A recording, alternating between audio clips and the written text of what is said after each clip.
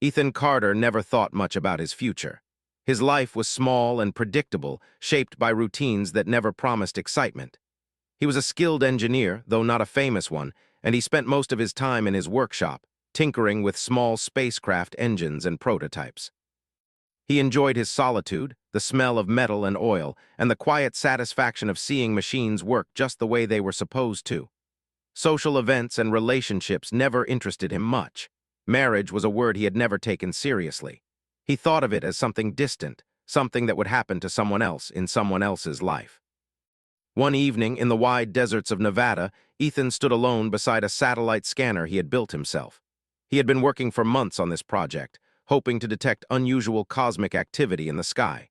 He had little expectation of seeing anything extraordinary. The desert stretched endlessly, and the sky was clear, painted with stars that twinkled like tiny diamonds. A gentle wind carried the scent of sand and dry earth, brushing against his face as he adjusted the scanner. Ethan checked the readings on his device and frowned. The screen showed nothing unusual, only the quiet hum of electromagnetic signals bouncing off the Earth's atmosphere. He sighed and rubbed his temples. Another night of nothing. He was about to pack up when the sky changed. At first it was subtle, a faint shimmer like heat rising from the desert floor, but within seconds it grew into something impossible. A streak of light appeared above the horizon, glowing with colors he had never seen.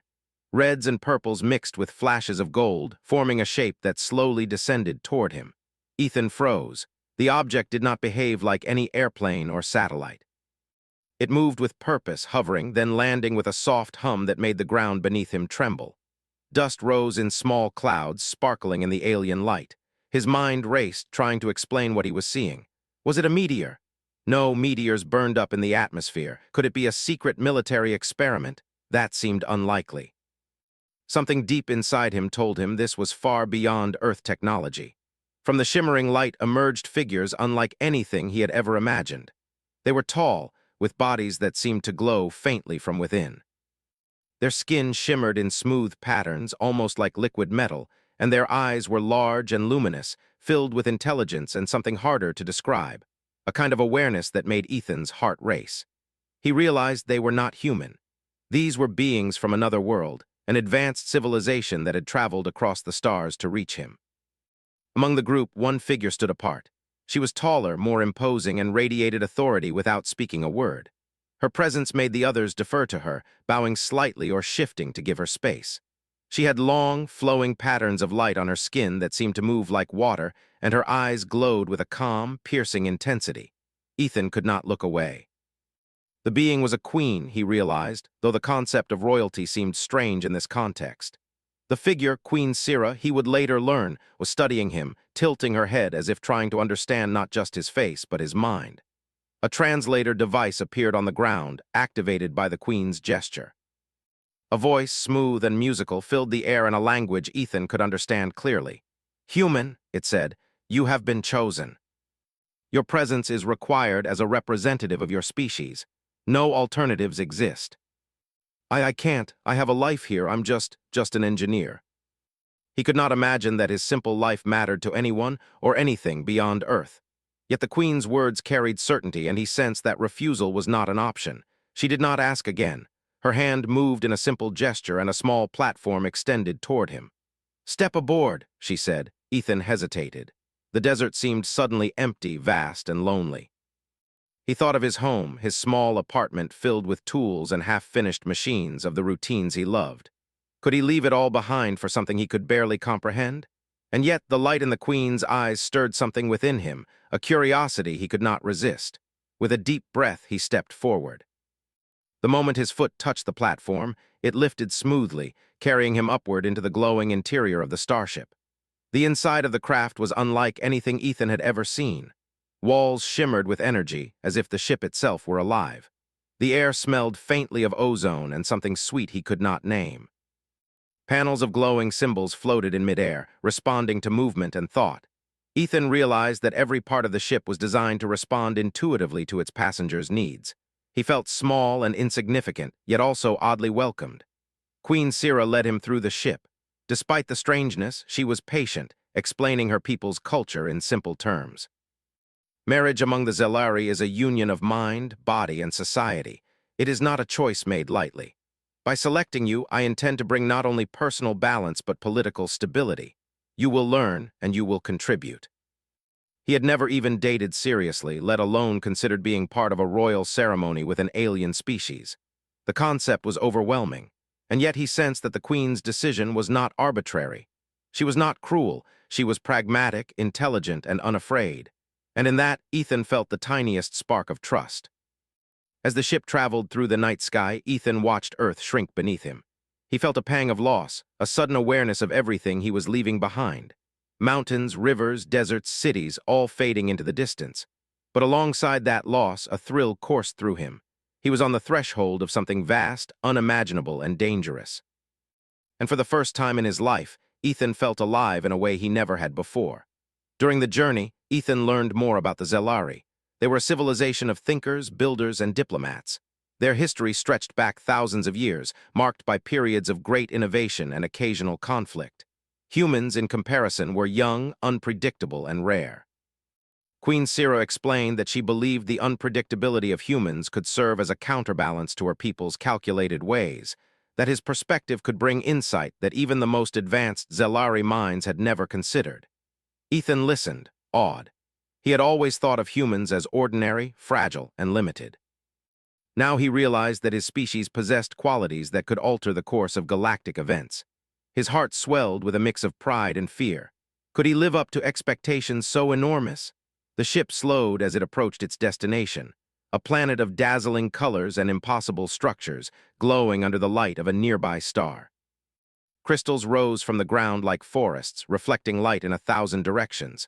Floating gardens hovered in the air, and rivers of shimmering liquid flowed between cities that defied gravity. Ethan's mouth fell open. He had never imagined anything like this. The Queen guided him to a balcony overlooking the main city. "This is my world," she said, "and soon it will be yours to know. But understand this, your life will never be the same. You will face challenges that will test everything you think you know about yourself." He realized that no matter how much he had resisted change before, he had no choice now. He was part of something much larger than himself, chosen not by chance, but by a being who saw potential where he had never imagined it existed. As the sun of the alien world rose, bathing the crystal towers in golden light, Ethan took a deep breath. Marriage had never been part of his plan. A life among the stars had never crossed his mind. And yet here he was, standing on the edge of a universe that seemed endless, chosen by a queen who believed in him more than he believed in himself. For the first time, Ethan felt a spark of courage, fragile yet bright. Whatever lay ahead, he would face it. He had no choice but to step forward. And so, the ordinary human from Nevada, who had never dreamed beyond his workshop, took the first step into a story far greater than he could imagine. A story that would test his mind, his courage, and his heart. A story that would begin with a choice he never made but had been made for him. A story that would start with the simple truth that life was about to change forever. Ethan's first steps on the alien world left him breathless. The landscape was unlike anything he had ever seen on Earth. Crystal towers rose high into the sky, reflecting light in a million directions, while floating gardens drifted above glowing rivers of liquid energy. The air hummed faintly, filled with a strange scent that reminded him of ozone mixed with blooming flowers. Every surface shimmered with life, as if the planet itself was conscious. He had expected alien worlds to be cold, barren, or dangerous. Instead, this place radiated intelligence, beauty, and purpose. Queen Sira walked beside him, her presence calm but commanding. She moved with elegance, every step deliberate, and Ethan felt dwarfed by her mere presence. Yet she spoke with warmth, though her tone was measured. "You must understand," she said. "Our ways are different from yours. What seems strange or impossible is natural here. Observe and you will learn." He could only absorb it, like a sponge taking in colors, shapes, and sounds. They entered the capital city, a place called Luminara, where the citizens of Sira's people, the Zelari, moved gracefully among the towers and gardens. The Zelari were humanoid but taller than humans, with glowing skin patterned like veins of crystal. Their eyes reflected light in unusual ways, and their movements were precise, almost like they were all performing a dance only they could see. Ethan noticed that they did not speak loudly. Their language was soft, melodic, yet when translated, it was precise and full of subtle meaning. Queen Sira led him through corridors that seemed alive. Panels of glowing symbols shifted as they walked, reacting to their presence. Sometimes the walls displayed information, maps of the planet, historical events, or data about nearby star systems. Ethan was fascinated. He realized the Zelari had technology that was centuries ahead of anything humans had developed, but it was elegant and organic, not cold or mechanical. It was as if the world itself had grown to support them, not the other way around. After what felt like hours of walking, they arrived at a large chamber that served as both a meeting hall and a learning center. Here, Ethan met members of the Queen's Council, leaders, scholars, and diplomats who observed him with curiosity and caution. They were taller and older than the Queen, their expressions unreadable, yet Ethan felt their scrutiny keenly. He was small in their eyes, fragile by comparison, and clearly inexperienced. Sira spoke first. Ethan Carter is not a diplomat. He is a human, and humans have qualities that we value and fear: adaptability, creativity, ethics. He will represent his species during the Alliance ceremony. He will also learn from us. He wanted to explain that humans were capable of more than the Zelari expected, that sometimes creativity and instinct solved problems that rules could not. But he wasn't sure his words would make a difference. Queen Sira placed a hand on his shoulder, and he felt a calm strength flow from her. "He will learn," she said firmly, "and he will contribute. You will see." Every gesture, every misstep seemed to attract attention, but he also began to notice something important. The Zelari were brilliant, but they lacked flexibility. Their minds were trained to solve problems in precise ways, following patterns that had worked for centuries. Ethan, on the other hand, thought differently. He saw gaps, small opportunities to improve processes, and ways to combine human instinct with their technology. One afternoon, while walking through a laboratory filled with floating instruments, Ethan noticed a device malfunctioning. A small energy stabilizer was about to overload, which could have damaged the entire lab. Without thinking, he reached forward, adjusted a panel, and redirected the flow of energy using a technique he had devised on Earth. The device stabilized, and the lab was saved. Several Zelari gasped in surprise. Queen Sira's eyes glowed faintly with approval. "Human intuition," she said softly. "It works where procedure fails." For the first time since leaving Earth, he realized that being human was not a weakness here. It could be a strength. As he spent more time on the planet, he began to understand that his role was not just ceremonial. The Queen wanted him to observe, learn, and offer insights that her people might not consider. For example, in one council session, the Zelari debated the best method to transport supplies to remote colonies. They considered complex, expensive energy transport methods, but Ethan suggested a simpler, more efficient approach based on gravity manipulation combined with low-energy propulsion. The council members were skeptical at first, but after a demonstration, they had no choice but to admit it worked. Velron, who had been critical before, nodded grudgingly. "Perhaps humans have more practical sense than we imagined." They whispered about the Queen's unusual choice, questioning whether a human could truly understand the responsibilities of Zelari society. Rumors reached him, and he felt the weight of expectation. Every action mattered. Every mistake could be used as evidence against him. Queen Sira noticed his concern one evening. They were walking along a floating garden path, the air shimmering with soft light, and Ethan voiced his doubts. "I don't know if I belong here. I'm just human. I don't think like you. Your strength is not in your body or in following rules. It is in your mind, your choices, and your ability to adapt. Never forget that." As the days passed, Ethan also learned about the political tensions that underlay Zelari society. The Queen's choice of a human mate was unprecedented. Some factions saw it as an opportunity to undermine her authority, while others were genuinely curious or supportive. He realized that marriage in this society was more than a personal bond. It was a political statement. His presence could stabilize alliances or provoke conflict, depending on how he conducted himself. One night, as he observed the glowing city from a balcony, he thought of Earth. He missed the simplicity of home, the quiet nights in his apartment, the familiar smell of oil and metal. Yet he also felt exhilarated by the challenge. He was part of something larger than himself, a story unfolding across worlds. He understood that he had a choice, to shrink into fear or to rise to meet this new reality. Ethan chose to rise. He began studying Zelari language and customs diligently, asking questions, observing carefully, and learning quickly. He paid attention to small details: The way light reflected in a council member's eyes when they agreed or disagreed, the subtle shifts in energy that indicated tension, and the way the queen moved when she was considering a difficult decision. Slowly, he became more confident, and his human perspective began to complement Zelari methods. He also formed small friendships. A young Zelari scientist, Leora, was fascinated by human technology. She often visited him in his quarters, asking questions about Earth engines, computers, and tools. Together, they explored ways to combine human ideas with Zelari engineering. A former royal guard, Taris, initially cold and distant, began to respect Ethan after witnessing him calmly solve a dangerous situation involving unstable energy conduits in the city. Ethan realized that even though he was small and inexperienced, he could make a difference. His human mind, creativity, and empathy were not weaknesses, they were strengths. The Queen's choice, he began to understand, was not a whim. It was a calculated decision based on the recognition of qualities that only a human could bring to her world. One evening, the Queen invited him to the council chamber for a private discussion. "Ethan," she said, "you have learned much in a short time. You have shown adaptability and insight, but the path ahead is not easy. You will face tests both of the mind and the heart. You will be challenged in ways you cannot yet imagine. Are you ready? Together, we will navigate what comes next." The challenges were only beginning, but for the first time he felt he was capable of meeting them. Ethan looked out over the glowing city, the alien rivers, and the floating gardens. The world was immense, beautiful, and intimidating. Yet in the midst of it all, he felt a spark of hope, a growing certainty that humans had a place in the stars.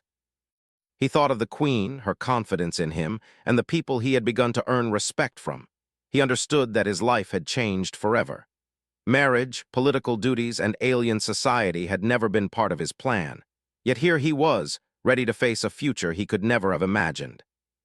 For the first time, Ethan Carter truly believed that he belonged somewhere beyond Earth, and that humanity, fragile but clever, might have more power in the universe than anyone had ever guessed.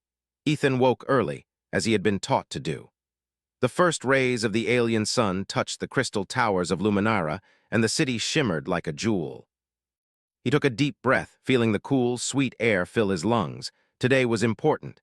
He would face his first ceremonial trial, a test of skill, mind, and courage.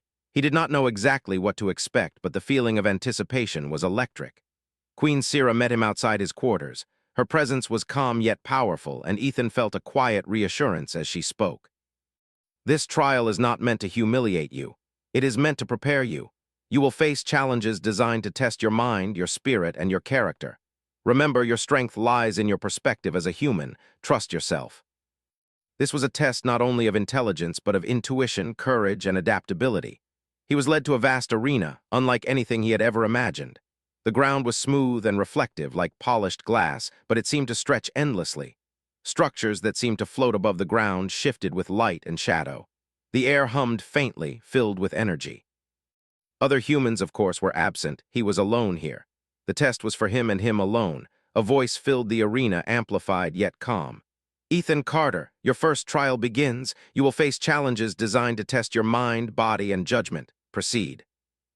Paths twisted and turned, glowing in patterns he could barely follow. He could hear soft mechanical noises, the hum of energy, and the faint echo of alien commands. Ethan realized quickly that this was more than a simple obstacle course. It was designed to challenge him on multiple levels: spatial reasoning, memory, and instinct. He moved cautiously, remembering the Queen's words, "Trust yourself." His first step was careful, but as he progressed, he noticed something crucial. The glowing patterns responded to his presence. They shifted subtly when he paused, offering new paths. He realized that the maze was interactive, designed to test observation and adaptability. Using techniques he had developed on Earth, he memorized patterns, predicted shifts, and carefully navigated toward what he hoped was the exit. Suddenly, a section of the floor beneath him began to rise. It tilted, forming a narrow bridge suspended over a seemingly endless void. Ethan's heart raced, but he moved deliberately. He had balance, focus, and a clear mind. The human ability to remain calm under pressure, he realized, was one of his greatest assets here. Other species might hesitate or panic, but humans could assess risk quickly and improvise solutions. Halfway across, a panel of glowing symbols appeared before him, floating in the air. They shifted constantly, changing language, symbols, and patterns. He had seconds to interpret them, and the answer would determine the path forward. He drew on logic, intuition, and pattern recognition, the same skills that had saved his projects on Earth, and selected the correct sequence. The bridge stabilized, leading him to the next area. After what felt like hours, he reached a chamber filled with floating platforms and moving energy streams. He realized this was a test of timing and observation. One wrong step would knock him off balance or trigger a warning system. Ethan paused, observing the patterns. He calculated the timing, watched the movements, and with careful precision he began to move across. Step by step, he reached the other side, his heart pounding with exhilaration. The final section of the trial was unexpected. He entered a room filled with holographic representations of the Queen's Council. Their faces projected calm scrutiny. In the center floated an object, a sphere of pure energy glowing and pulsating. A message appeared in the air. "Your ethics will be tested. Choose wisely." The test was not only about intelligence or agility, it was about moral judgment. He remembered the Queen's words, "Trust yourself." He understood that his human empathy, his capacity to weigh consequences, was what was being tested. Carefully, he extended his hand and guided the sphere into a containment field designed to stabilize it, ensuring no harm came to anyone. The chamber brightened, signaling success. At the end of the trial, a soft light surrounded him. The arena shifted, and he found himself back at the entrance. The Queen appeared, her glowing presence radiant. "You have passed the first trial," she said. "Not because of your strength alone, but because of your mind, your heart, and your ability to adapt. You have shown the qualities that made me choose you. Remember this." Ethan had to navigate political tensions he had not fully understood before. The Queen's choice was unprecedented, and some members of her council were openly critical. They whispered about him during meetings, questioning whether a human could understand Zelari ways. One council member, an older Zelari named Valen, was particularly harsh. "How can a human comprehend our society? He is impulsive, inexperienced, and weak." During a council debate about resource distribution for remote colonies, Ethan suggested a solution combining human engineering principles with Zelari technology. The council was skeptical at first, but when he demonstrated his method, it worked flawlessly. Even Valen's expression softened, though he remained wary. The Queen observed silently, her eyes revealing quiet pride. She understood that humanity's strengths lay not in dominance, but in adaptability, creativity, and ethical problem-solving. Ethan's success was not just personal, it was a symbol. He represented the untapped potential of humans in a universe dominated by long-lived, highly structured civilizations. Outside the council chambers, Ethan continued to explore the city and form bonds with individuals who would become important allies. Leora, the young Zelari scientist, was fascinated by Earth inventions and often asked questions that challenged his knowledge. Together, they experimented, combining human methods with Zelari systems. Taris, the former royal guard, initially distant and critical, began to respect Ethan's courage and quick thinking after witnessing him navigate the arena's trials and solve unexpected technical problems. Ethan also began to understand the cultural rituals of the Zelari. Marriage, he learned, was deeply symbolic and tied to politics, alliance, and balance within their society. By choosing him, Queen Sira had set a precedent that could shift the balance of power. Some factions supported it, seeing the human as a bridge between worlds, while others plotted quietly, fearing disruption. Ethan understood that he would have to navigate not just trials, but intrigue and diplomacy. One evening, after a particularly challenging day, Ethan walked through a floating garden alone. The glowing plants moved gently in response to the light, and the air shimmered with energy. He thought of Earth, of his quiet workshop, and the ordinary life he had left behind. A pang of nostalgia hit him, but it was mixed with something stronger, determination. He realized that his life had changed irrevocably. He was no longer just an engineer from Nevada. He was part of a larger story, a participant in events that spanned worlds. His actions mattered, his decisions could influence outcomes, and his humanity, his creativity, adaptability, and courage was exactly what this alien world needed. As he walked, he heard a familiar voice. "Ethan!" Queen Sira appeared beside him, her glowing form radiant in the twilight. "You have done well," she said. "The Council observes your progress, and the trials are only beginning. You must be ready for challenges that will test your mind, body, and heart. Your journey is far from over. Humanity has gifts that even the most advanced civilizations overlook. Remember that." He had left Earth, stepped into the unknown, and discovered that being human was not a limitation, it was a gift. He returned to his quarters, tired but determined. His first trial had been a success, and he had begun to navigate the complex world of Zelari society. He understood that the challenges ahead would be even greater, but he felt ready. For the first time, he embraced the reality that marriage, diplomacy, and alien culture could be more than obligations. They could be opportunities. As night fell, Ethan looked out over Luminara, the city glowing like a constellation of crystals. He thought of the Queen, the Council, and the people he had met. He realized that he had become part of something extraordinary. Humanity, small and fragile, had a role in this world and perhaps in the galaxy itself. Ethan smiled faintly, feeling a mixture of pride and anticipation. The trials were only beginning, but he had discovered something vital. His mind, his creativity, and his courage were his greatest tools, and with them he could face whatever lay ahead. The journey was far from over, but he was ready. He would prove that humanity was not only capable but remarkable. Ethan awoke to a low, vibrating hum that ran through the walls of the palace. It was not the usual energy of the city, nor the gentle pulse of the morning sun on the crystal towers. Something was wrong. He hurried to the balcony, looking out over Luminara. The sky, normally a calm blend of gold and violet, was streaked with sudden, sharp flashes of light. Queen Sira appeared beside him, her expression serious. "We have an incoming fleet," she said. "They are not friendly. They intend to invade. If they succeed, much of this world could be destroyed. Your way of thinking differently. We need solutions that do not follow the patterns we are used to. That is why you are here." Every possible action had been considered, yet all relied on predictable methods of attack. Ethan realized immediately that the Tarkin would anticipate these moves. Following the same old plans could lead to disaster. "Ethan," Sira said, "what would you do?" "If we can use the environment, the cities, and our energy systems in ways they won't expect, we might gain the advantage."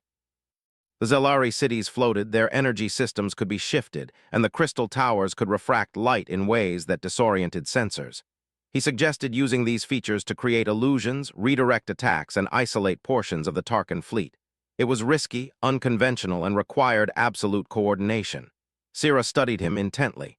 "It is dangerous," she said, "but it could work. Prepare the city for immediate implementation." Taris coordinated the city's defenses, training patrols to act unpredictably. Hours passed. The sky darkened as the Tarkin fleet approached. Massive warships moved with precision, their sensors scanning for weak points. Ethan felt a surge of adrenaline. This was no trial, no test of ceremony. Lives were at stake, and every decision mattered. As the Tarkin drew closer, Ethan instructed Leora to activate the first stage of his plan. The crystal towers began to glow with shifting patterns of light, creating false images of structures that did not exist. Patrol units moved in unpredictable ways, confusing enemy sensors. Energy streams were redirected to create temporary shields in unexpected areas. The Tarkin attacked, and their weapons struck empty spaces or were deflected. Ethan watched from the control balcony, heart pounding. The human mind had never faced interstellar combat before, yet here it was, guiding an entire city to survival. His unconventional thinking, blending human ingenuity with Zelari technology, was turning the tide. Still, danger was not gone. One of the Tarkin ships broke through the defenses, heading directly for the central palace. Ethan realized he had to act fast. Using a combination of energy channels and crystal refraction, he redirected the ship's trajectory, guiding it away from the city. The ship crashed harmlessly into a remote plateau. The Tarkin advanced cautiously, wary of the unpredictable human tactics. Queen Sira observed silently, pride flickering in her eyes. "Your human thinking, it is remarkable," she said softly. Ethan felt a mix of exhaustion and exhilaration. The battle was far from over, but the initial chaos had been turned to advantage. Using the city's unique features and human creativity, the Zelari had slowed the Tarkin assault and preserved their home. As the conflict continued, Ethan noticed that some Zelari soldiers were struggling with the new, unconventional methods. They were trained to follow rules, to anticipate outcomes based on known variables. His methods required adaptability, quick thinking, and improvisation. He moved among them, guiding, instructing, and encouraging. His calm presence reassured them. They began to trust his strategies, recognizing that human intuition could complement Zelari precision. Hours passed, and the Tarkin fleet began to retreat, frustrated by the unpredictability of the defenses. The Zelari had won not through brute force alone, but through ingenuity, creativity, and the human ability to think outside established patterns. Ethan felt a surge of pride. Humans were small, fragile, and inexperienced in comparison to the Zelari, but his mind had made a difference. His species, underestimated across the galaxy, had just saved an entire civilization. After the battle, the city was quiet. Fires were quickly extinguished, and the wounded were attended to with care. Ethan walked among the citizens, observing the relief and gratitude in their expressions. For the first time, he felt fully accepted in this world, not as an outsider, but as someone whose actions had tangible impact. Queen Sira found him later in the palace gardens. The twin suns of the planet were setting, casting long shadows across the crystal towers. "You have done more than survive," she said. "You have shown the council, the citizens, and myself that humans are capable of extraordinary things. Your creativity, courage, and compassion have saved lives. Your strength is in seeing possibilities where we see only rules. That is the human gift, and that gift has changed the course of today. You have proven your worth." Humans might be small and fragile in comparison to long-lived species like the Zelari, but their adaptability, empathy, and creativity could make them invaluable. The victory also strengthened his bond with the Queen. She sought him out frequently, discussing strategy, politics, and ethics. She began to rely on his perspective more openly, consulting him not just on technical matters, but on decisions affecting the welfare of her people. Ethan realized that marriage, once a political obligation, was becoming a true partnership, based on respect, trust, and shared responsibility. Even the challenges that remained now seemed surmountable. Ethan understood that future threats could arise, that rivals might still seek to destabilize the Queen's rule, but he also knew that he had proven himself capable. His humanity was no weakness. It was a strength the Zelari had never anticipated. One evening, as he walked through a quiet part of the city with Taris, the former royal guard, they discussed the battle. "You were incredible," Taris said, still impressed. "I thought humans were fragile, but you changed how we fight, how we think. I respect you." For the first time in his life, he realized that his actions could have meaning far beyond himself. Humans, small and often underestimated, could influence events on a planetary or even interstellar scale. As night fell, Ethan returned to the palace gardens. The city glowed softly beneath the twin moons, reflecting off the crystal towers. He looked at the stars above, feeling a connection he had never experienced before. Earth was far behind him now, but he carried its lessons, its creativity, and its courage with him. He understood that being human was not a limitation, it was a gift. Queen Sira joined him silently. They stood together, gazing at the horizon. "Today you saved my people," she said quietly. "And in doing so, you have secured your place among us.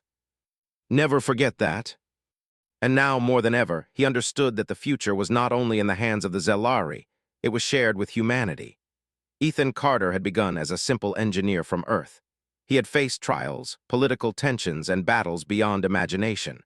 But he had proven that even a single human, clever, courageous, and adaptable, could change the course of worlds. As the twin moons rose over Luminara, Ethan felt a sense of purpose settle over him. The path ahead would be difficult, but for the first time, he knew he could walk it, not as an outsider, not as a mere guest, but as a human whose gifts mattered, whose courage inspired, and whose creativity could shape the future of an entire civilization. Ethan awoke to the soft glow of Luminara's twin suns. Today was the day he had been preparing for, though preparation could never truly capture its significance. Today, he would marry Queen Sira. What had begun as a shocking, unimaginable path, being chosen by an alien queen, was now approaching its culmination. Yet beneath the ceremonial excitement, the weight of responsibility pressed on him. This marriage was more than a union of two individuals. It symbolized the bond between species, a bridge between worlds. The stakes were immense. He took a deep breath and walked through the crystal corridors of the palace. Each step echoed softly, reflecting the gravity of the moment. Citizens of Luminara had already gathered in the city's central plaza, floating gardens and crystal towers shimmering in celebration. Flags of glowing energy waved gently in the air, and holographic displays recounted Ethan's accomplishments, the trials he had passed, the ingenuity he had shown, and most recently, his role in defending the city from the Tarkin invasion. Ethan felt a mixture of pride and humility. He had never considered himself a hero. On Earth, he had been ordinary, a quiet engineer working in a small workshop. Yet here, across the galaxy, humans had become indispensable. His ingenuity, adaptability, and courage had earned him respect, and now they were about to witness him take a step that would alter the course of Zelari society forever. As he approached the ceremonial chamber, Queen Sira was already waiting. She looked radiant, her glowing skin shimmering softly in the morning light. Her eyes met his, calm yet full of warmth and strength. Ethan felt a strange sense of peace. No words could capture everything that had brought them to this point, the trials, the battles, the quiet moments of learning and understanding. But somehow their connection was clear. The ceremony began with a soft hum of energy filling the chamber. Zelari elders, council members, and citizens from across the planet watched. The ritual was intricate, a combination of symbolism, energy manipulation, and spoken vows. It was designed to test not only devotion but awareness, wisdom, and shared purpose. Ethan listened carefully, learning the cadence and meaning of each phrase, understanding that his words carried weight beyond his personal intentions. When it was his turn to speak, he took a deep breath. "I do not fully understand all the customs of your people," he said, his voice steady. "But I do understand one truth, that our choices, our actions, and our courage define us. I choose to stand with you, Queen Sira, not just as a symbol, but as a partner. Together, we will face whatever comes, guided by trust, respect, and the knowledge that humanity has something valuable to offer this world. We will face the future together, bound not only by ritual but by understanding and purpose." In that moment, Ethan felt a profound truth. Humanity, small and fragile in comparison to the galaxy's giants, had made a lasting mark. He had proven that courage, ingenuity, and empathy could transcend boundaries of species and worlds. The ceremony concluded, but the responsibilities did not. Ethan quickly found himself immersed in discussions of governance, diplomacy, and planning. The Tarkin threat, though repelled, was not gone. Other neighboring civilizations observed Luminara with renewed interest, curious about the union between a human and a Zelari queen. Some were supportive, seeing it as a stabilizing force. Others were cautious, uncertain about what it might mean for the balance of power. Ethan worked closely with Sira and her council.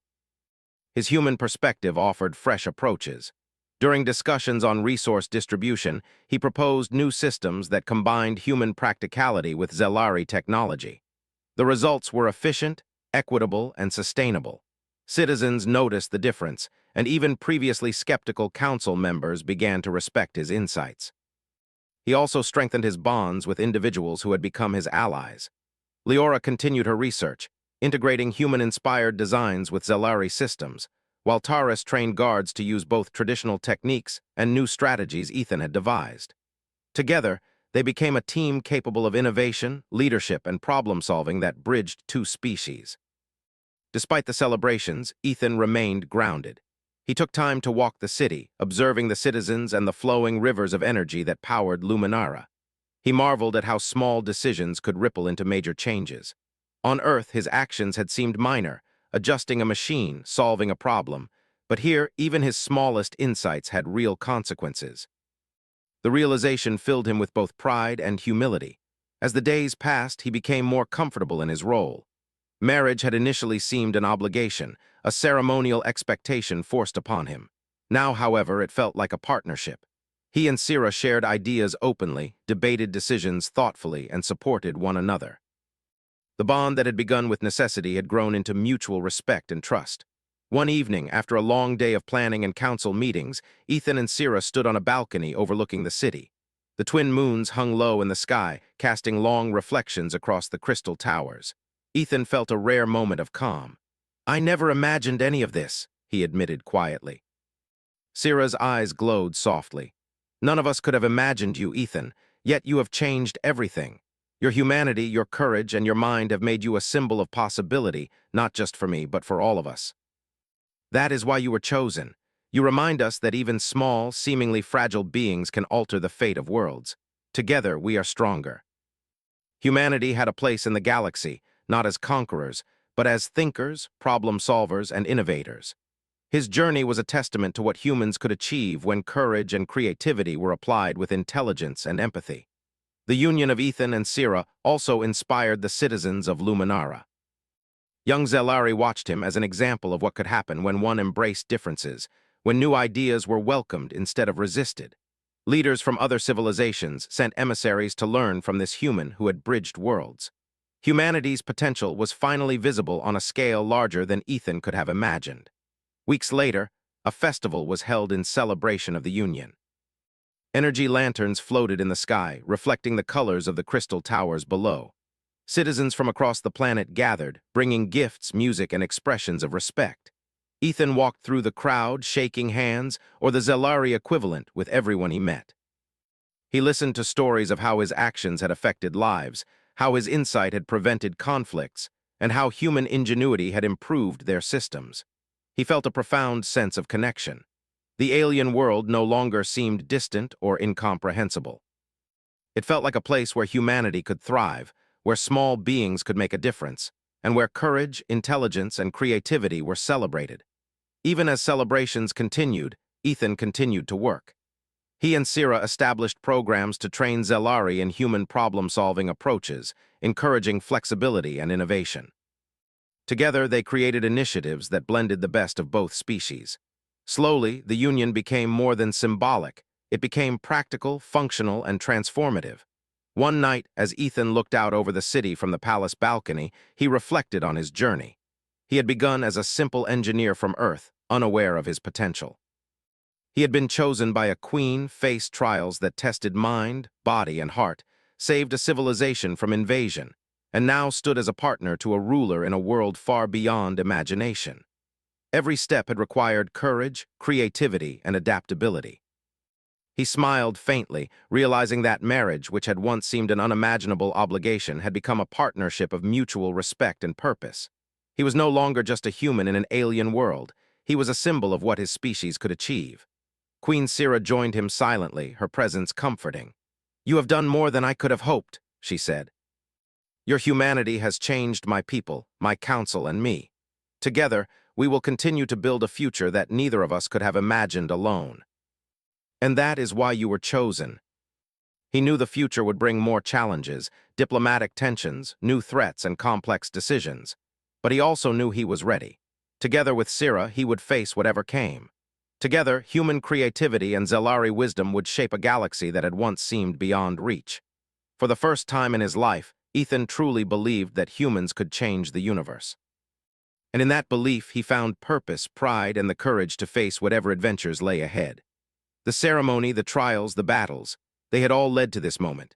A human, once small and unremarkable on Earth, now stood as a partner to a queen, a symbol of hope, and a testament to the power of adaptability, courage, and intelligence.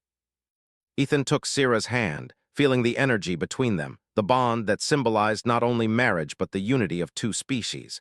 Together, they gazed at the glowing city, knowing that whatever came next, they would face it as equals, partners, and friends. And so, the story of Ethan Carter, the human engineer who became a hero of Luminara, reached a new beginning. Humanity had proven its worth, its creativity, and its courage. The galaxy had taken notice, and the legacy of one human's bravery and ingenuity would echo across worlds for generations to come.